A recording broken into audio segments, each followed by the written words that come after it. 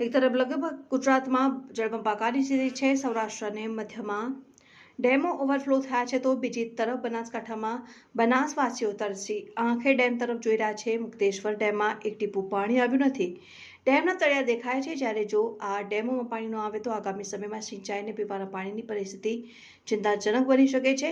દાંતીવાડા, મુક્તેશ્વર અને શિપુ ડેમમાં એક ટીપું પણ પાણી આવ્યું નથી. બનાસકાંઠામાં આ વર્ષે નહિવત વરસાદ પડ્યો છે, જેને કારણે ચિંતાજનક પરિસ્થિતિ ઊભી થઈ છે.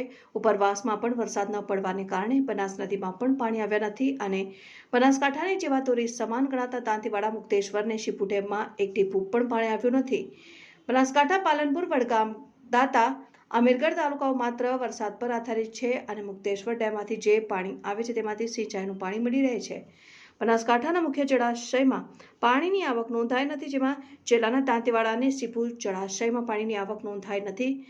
કેચમેન્ટ એરિયામાં વરસાદ ન હોવાથી દાંતીવાડા ડેમ અને શિપુ ડેમમાં પાણીની આવક નથી નોંધાઈ. ત્યારે દાંતીવાડા ડેમની વાત કરવામાં આવે તો 564.86ની હાલ સપાટી છે, જેમાં દાંતીવાડા ડેમમાં માત્ર 18% જેટલું જ પાણી સંગ્રહિત છે, જ્યારે શિપુ ડેમમાં માત્ર 10% જ પાણી હયાત છે. આમ ઉપરવાસમાં વરસાદ ન હોવાથી ડેમમાં પાણીની આવક નીલ જોવા મળી રહી છે.